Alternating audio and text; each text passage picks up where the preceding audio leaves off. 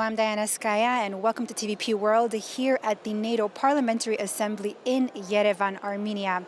And my guest today is Mr. Tomasz Grodzki, the head of the delegation the head of the Polish delegation of the 108th Rose-Roth Seminar at the NATO Parliamentary Assembly. Mr. Grodzki, it's so nice to meet you here. So what I've been hearing here, the word is that the Polish delegation is actually the biggest delegation present here today at this seminar. How has it been so far? What are the key takeaways from this morning?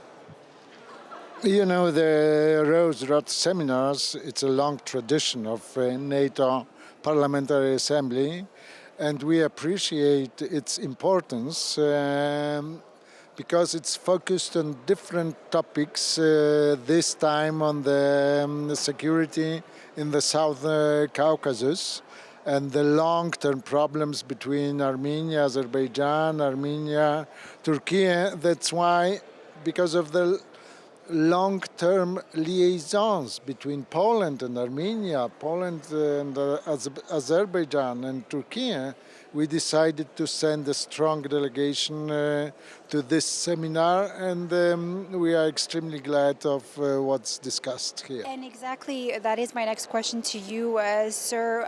What exactly is being discussed? Because, I mean, Poland does have good relations with both Armenia and Azerbaijan. So in the context... Turkey as well. Yeah. And Turkey as well. And now in the context of especially the recent agreement that was signed between Armenia and Azerbaijan in Washington last month with President Trump, where does Poland stand in this? How can Poland be of help here to both countries and to oversee this peace agreement?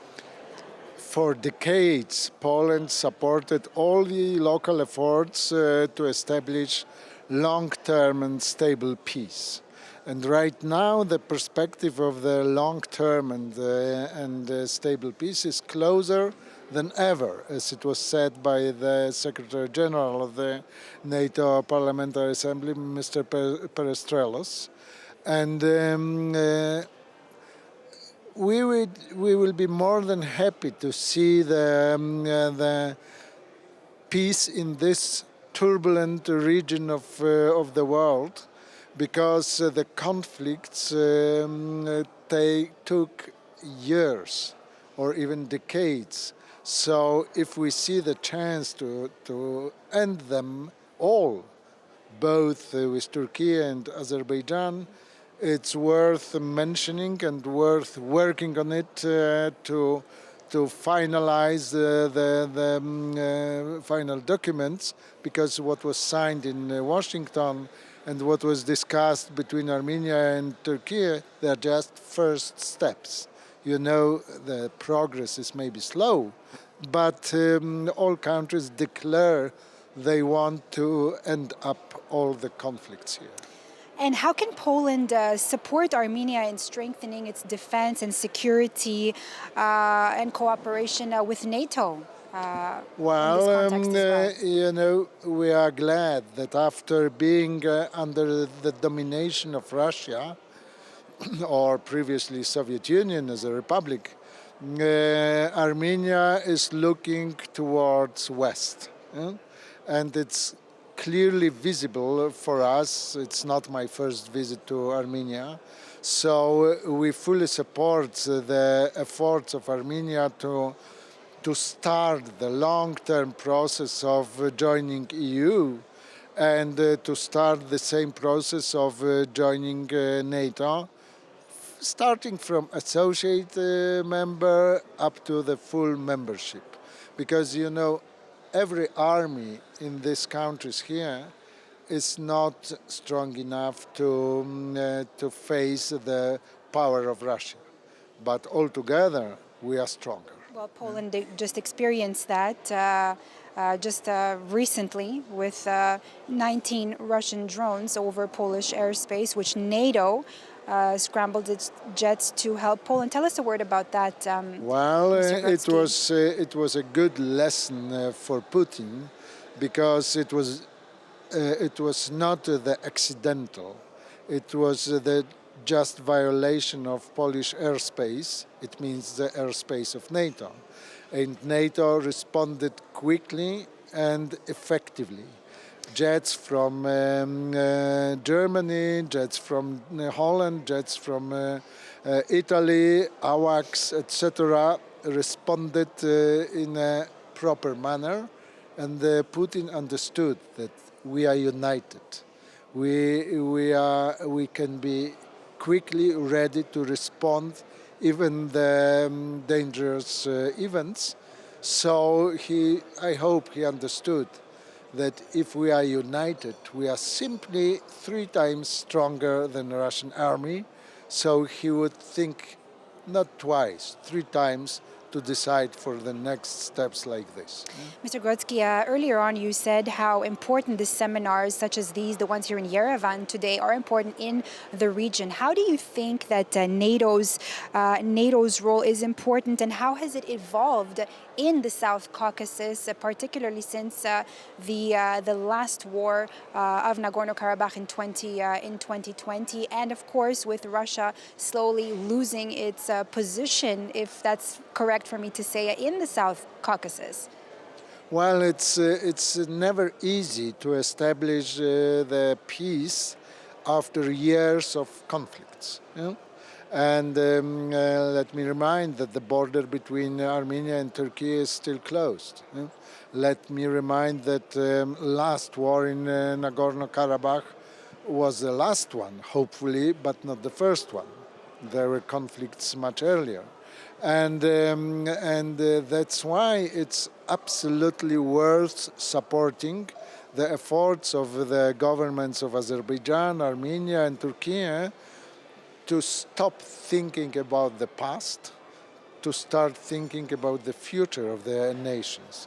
And the peace time for all nations will be fruitful and beneficial for separately everyone, but also for the all southern Caucasus. It's against the plans of Putin, so that's why we should be aware of all provocations, disinformation. We're talking about Georgia also, right? Georgia and etc. So it's not an easy task, but I truly believe that it's in America there's a proverb: for everything there is a season. I think there is a season to establish stable peace in this part of the world, and I will support it with both hands. And Poland is absolutely dedicated to support and help in this process. And what lessons from NATO's collective defense framework can Poland actually share with partners like Armenia? Well, what do you think that today, for instance, during this seminar, that Armenia can actually walk out with?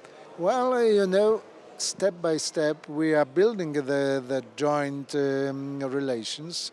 There is a mission of NATO here covering Georgia, Armenia, and Azerbaijan. The mandate is for 3 countries, and I think that we have, we have a good experience with a joint command in Brusum in Netherlands. So it requires a kind of coordination. It requires, of course, the language skills. It requires goodwill to establish the stable abilities of the joint forces.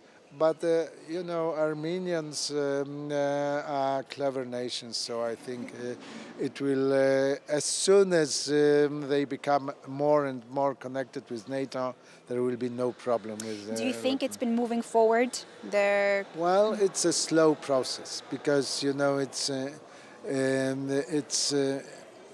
it was difficult time for all Georgia, Armenia, Azerbaijan, Turkey, but Turkey is a NATO member for years, for decades, despite it's an Islamic country. So everything is possible.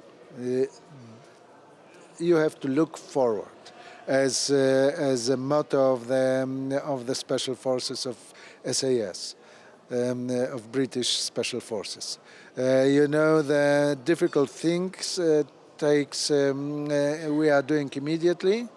The miracles takes a little bit more time. So Do you think that the lowering of relations between Azerbaijan and Russia is actually working in NATO's favor to somehow oversee stability and monitor security in the region? Has that changed somehow?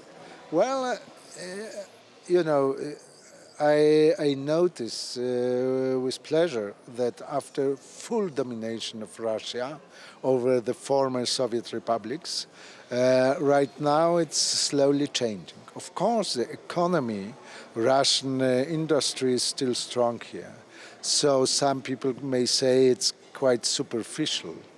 But if you start the long trip, long walk towards the West, they did a very good first steps. I regret that Georgia, who was the number one on this process, due to the different reasons, we have no time to mention, to discuss them, right now is as a bad boy of this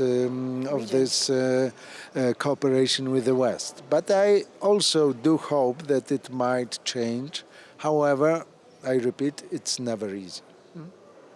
And what are some final words that you would like to share here for Armenians? If you were to advise Armenians here and Armenian leaders on the prospects for their future and towards EU integration, what would it be?